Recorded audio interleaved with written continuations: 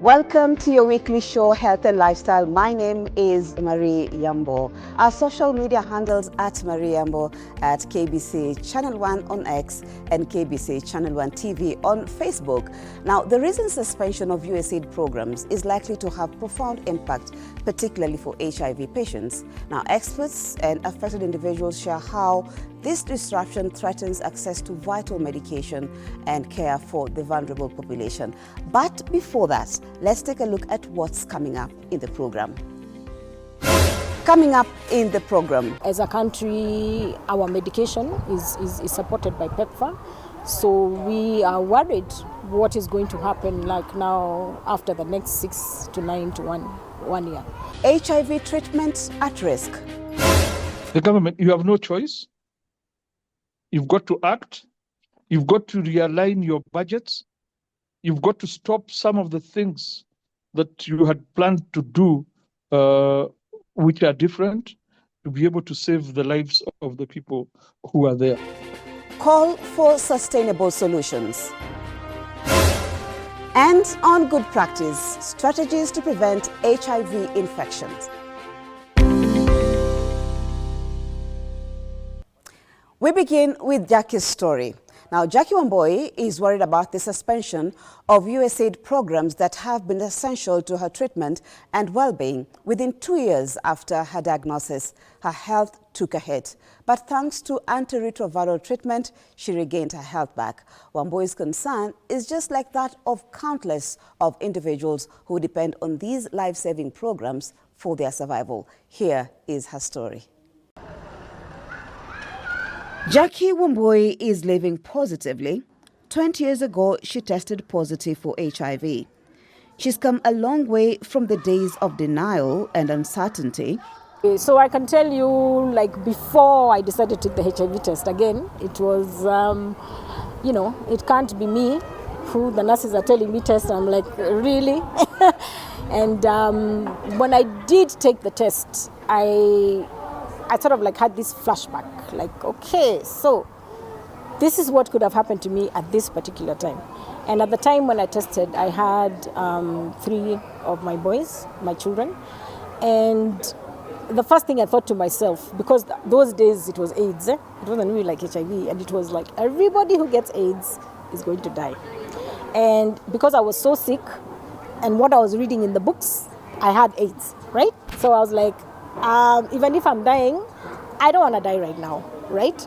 And even my son asked me, like, Mom, what is this? Why aren't you getting out of bed? And I told myself, I couldn't lie to them at that time. And that was my first time for me to disclose and to come out. And so I told my children, I told my parents, and that way, because I had a very good support system, I was able to get out of that and, just move on into my life. And that is now how I moved now to starting to work in what we call now the HIV world. Like many others, she was deeply affected when the U.S. Agency for International Development suspended its programs in Kenya, programs that had been vital in supporting the health and well-being of countless of Kenyans, from maternal health to HIV/AIDS treatment. It has been a very anxious time because we are not sure what lies ahead. As a country, our medication is supported by PEPFAR. So we are worried what is going to happen like now after the next 6 to 9 to 1 year. Worried she must, especially when she remembers how close she came to losing her own life before starting antiretroviral ARV treatment. I told myself I'm going to take care of myself. My CD4, at that time there were certain people on treatment with the CD4 below 200, but my CD4 was 294. So I was like, I'll take care of it, And I wasn't ready to take medication every day because I had never even taken the contraceptive for the pill a day. So shock on me. 2 years later, I got tuberculosis and it almost killed me. So the doctor told me, now Jackie, you have to start treatment. And from that time now, I picked up and my viral load now has been undetectable for a very long time. And I was even able to get my 4th child and he was born negative. Yeah. So that is how now treatment changed my life. And without it, I think things would not have been the way I am up to today. Yeah, treatment really changed my life. When someone with HIV begins antiretroviral treatment regimen, the viral load drops to undetectable levels. However, these health gains didn't come easily. It took relentless advocacy, fighting for improved care and support. In the early days, there was no medication, and if there was, it was very expensive. So communities actually, started calling out governments and telling governments, really, you can't be telling us that there's medication, but we cannot afford it. So we communities made noise, and that's how now PEPFAR was formed by one of the presidents in the US, and it has supported our treatment for all this time. The thought of losing all that progress and returning to the dark days of widespread deaths is something she can't bear. So we are going to fall sick. We are likely to start passing on the virus, especially now for pregnant women, for these people who have just known their status and maybe are not ready to start treatment, or haven't started treatment and are continuing to have, casual and unprotected sex. They are going to pass on the virus. And then we're going to have now again the numbers starting to multiply, and like I say, the gains have been good. We've been having less and less infections, but once without treatment, things are going to be thick. And it's not just about the medication. Stigma remains a significant barrier for those seeking treatment. Well, things have already changed because most of the facilities that are supported by USAID have had to shut down. And you'll find now people living with HIV who are accessing treatment in those facilities and who now were in sort of like a comfort zone have to move out of that comfort zone and go and seek treatment elsewhere. And that may not be very easy because, like I mentioned, the comfort zone. This is a facility where you're used to this peer person even meeting you there at the reception and telling you, oh, today is your clinic day, come, let me take you now to see the doctor, and so that you can be able to pick your drugs. But then now you're being taken to a place you're not familiar with, and then now some counties have started talking about integration, which means now that goes now into the main hospital, meaning you have to go and pick your drugs from the main pharmacy. It's not easy.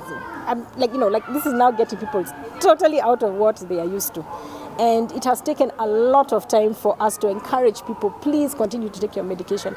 We're going to make the systems different for you. So that is why we had the peer educators, who are set up in those facilities so that they'll be able to help and, encourage people to take their medication. And of course, even those women who come when they are expecting to their clinics, they're encouraging them also to take the test so that now the mother can know her status and she'll be able to protect her baby. This is what Jackie wants everyone to understand.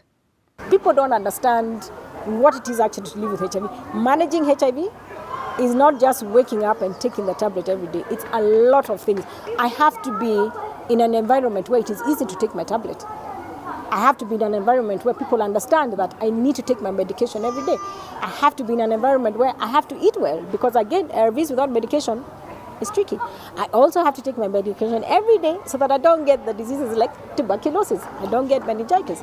40 years into the HIV pandemic, significant progress has been made, and many people living with HIV are now living longer, healthier lives. But the suspension of these crucial programs could undo all hard-won advancements and have ramifications for those who need help the most. As good as I look, it is not something I would wish on anybody else, right? Because it is difficult. But we have been capacitated enough to talk to people even about prevention. So imagine now even prevention is being pulled away. So what's going to happen to the young girls, the young men now who are starting relationships, and are having, because life is just like, this is what happens when people get young, right? And so if the government would, just work with, or allow us to work with them to be able to deliver these services, I think we'd be able to make a little change and it would not be so drastic as it is. And it's not only Jackie who is concerned about the suspension of USAID programs that is essential to health programs in the country. On Word on the Streets, let's listen to what people had to say. My name is Sarah Chethi. I'm a student at KBC National Polytechnic. My view on the fact that the USAID is withdrawing its funding on projects like the HIV/AIDS to countries in Africa, more so in Kenya, is that first and foremost, it will affect our people in terms the mortality rate of Kenyans dying will increase because the HIV has been there from the past, and these people have been dependent on this funding whereby they are being given drugs freely, and it has helped increase the rate of their lives, like their lifespan. But for now, they are going to, the increase of death will rise because their viral load will go down, and they'll start facing situations of getting diseases where they'll suffer from diseases like TB, that because of their compromised immunity, I'll say it will be easier for them to die because their immunity is already compromised, and then suffering from other illnesses will lead to more of their deaths. So my name is David Mosili. I'm taking medical laboratory technology. In the case of the USAID being withdrawn, it really affects us as the comrades and as the students. In that one, most of them depended on the aid for surviving with the ARVs. So the withdrawal will lead to uncertainty in the drug which can weaken the immunity, which can lead to easy mortality.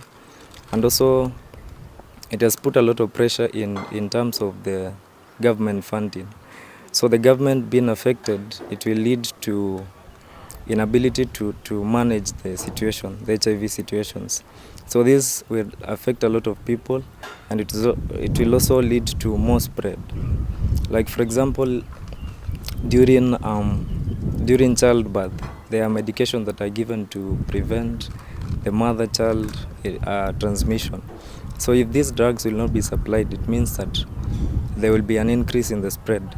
So in my own idea, I think that the USAID should at least try to fund us so that we can be able to manage the situation. I'm Mukila Yutriza. I'm a student at KBC National Polytechnic. I'm taking medical lab technology. And I have three main views on this issue. Number one ni kama comrades, HIV transmission ita increase kwa sababu watu walikuanga wanameza dawa alafu like viral load yao ina reduce, so wanakuwa undetectable. Hiyo inakuanga equals to untransmissible, like huwezi pea mtu. But sasa hii obviously ita increase kwa sababu sasa tena kuna hii effect ya tatu, hii ya pili ya drug shortages. Kama kuna drugs, comrades like us tutatoa pesa ya kununua. Some people like wana depend on pesa maybe ya wazazi, maybe mwingine anategemea mfuko yake, so atanunuaje hizo drugs. Unapata tu like watu watagonjeka ile worse kabisa. Well, and there you have it on Word on the Street. What's your take? Remember, you can always get in touch with us on our social media handles at Marie Yambo at KBC Channel 1 on X, and also KBC Channel 1 TV on Facebook. And on that note, let's take a break. We'll be back with much more.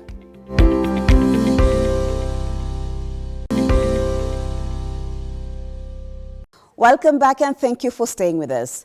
A health finance expert, James Kamau's work focuses on finding sustainable solutions to improving healthcare systems. He says the consequences of the suspension of USAID programs for HIV patients has far-reaching effects. In this Zoom interview, he begins by painting a picture of the impacts on the most vulnerable people. The people who are going to have the impact are the patients. If you look at HIV, we've achieved somewhere close to 92% suppression. That means we are going to go backwards. When you look at issues like the long-distance drivers, which is a major issue here in Kenya, we have drivers moving up and down from Kenya all the way to Congo. They were receiving services for HIV, TB, and malaria treatment. They were were getting it for drivers and their families through the PEPFAR funding, which has been stopped. They were also being screened for STIs and given prevention measures. And there were clinics, there were side clinics along the long trips to be able to help the people. All this was under the PEPFAR and it is no longer there. We are talking about 2,500 trucks moving per day. So you can imagine what that is. If you take into account the stopovers from Mombasa all the way to Congo, Brazzaville, and Burundi, and all the others. Almost 70 to 80% of health financing is donor funded in the country. But what are the local domestic opportunities that the government can look at to be able to continue the services without being interrupted?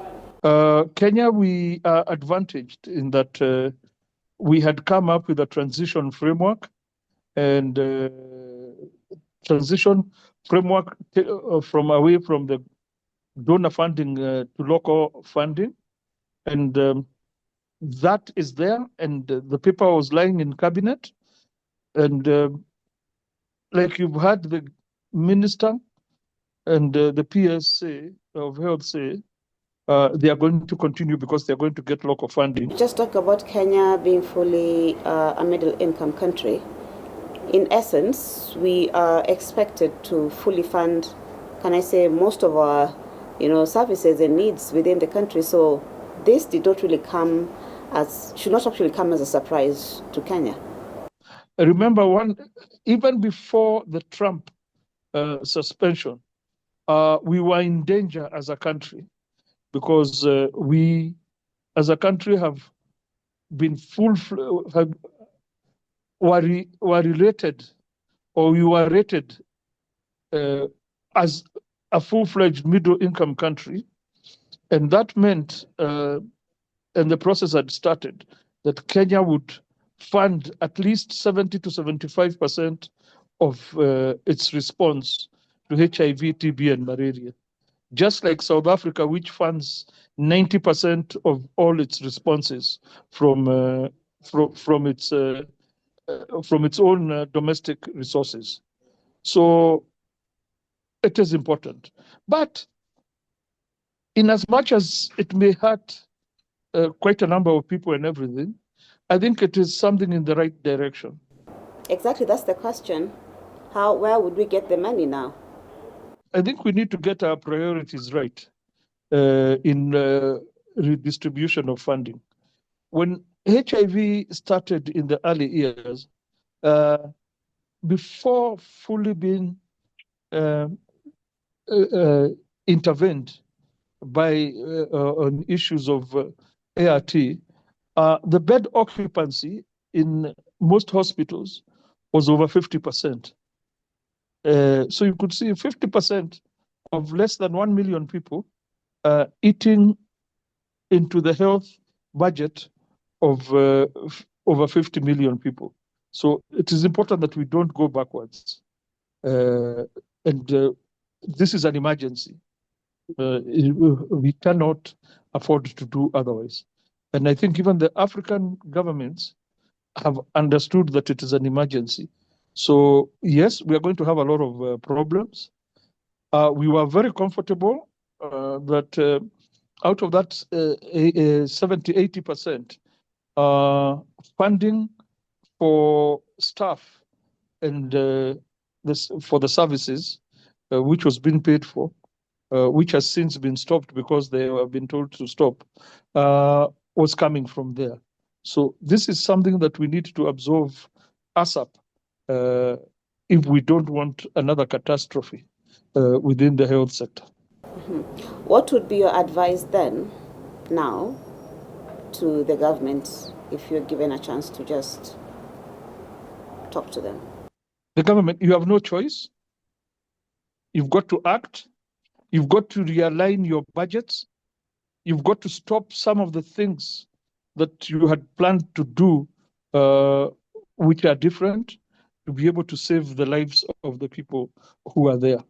Because it is not, let's get this right, it is not the 1.1 million people who are on ARVs that are the only ones who are going to suffer. These people have families to look after. They are contributing to the economy. So it may sound small towards a population of more than 55 million, but it will be drastic and damaging. We don't have to go far. COVID came in. Not all of us got COVID, but you saw the effect of COVID to the whole country. So we need to be aware that this issue of funding is not just of drugs. It is also a socio-economic issue. Okay. Thank you so much, James, for your time. That will be all from us today. Yeah, so we just hope that probably the next time we'll be able to have more deeper conversations in as far as this is concerned.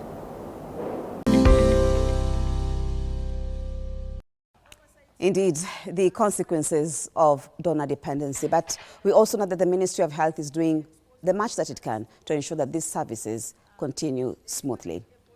Now, preventing HIV involves a combination of awareness, education, and proactive measures to reduce the risk of transmission. Here are key strategies in our good practice segment. To reduce the risk of HIV infection, first is to know your HIV status by testing for HIV and sexually transmitted infections. Avoid risky sexual behaviors like injecting drugs, limit the number of sexual partners, and use condoms correctly every time. If you do not have HIV but are at risk of getting HIV, talk to your healthcare provider about pre-exposure prophylaxis, PrEP, which is an HIV medicine taken to reduce the chances of getting HIV infection. Post-exposure prophylaxis, PEP, should be offered and initiated as early as possible for all individuals with an exposure that has the potential for HIV transmission, and ideally within 72 hours. Adherence to a full 28-day course of ARVs is critical to the effectiveness of the intervention. If already infected with HIV, adhere to medication by taking antiretroviral therapy or ART as prescribed by your doctor to reduce the amount of HIV in the blood. And if you have HIV and take HIV medicine as prescribed by your doctor throughout pregnancy and childbirth, the chances of transmitting HIV to your baby are less than 1%. We've come to the end of the program. Thank you so much for your time. On behalf of everyone who made this program possible, our guests, Jackie Wambui and also James Kamau, and of course you for participating in the program, we say thank you very much. And if you've missed any part of our program, our social media handles are at Marie Yambo, at KBC Channel 1 on X, and also KBC Channel 1 TV on Facebook. And of course, we are also on YouTube. My name is Marie Yambo. See you again next week.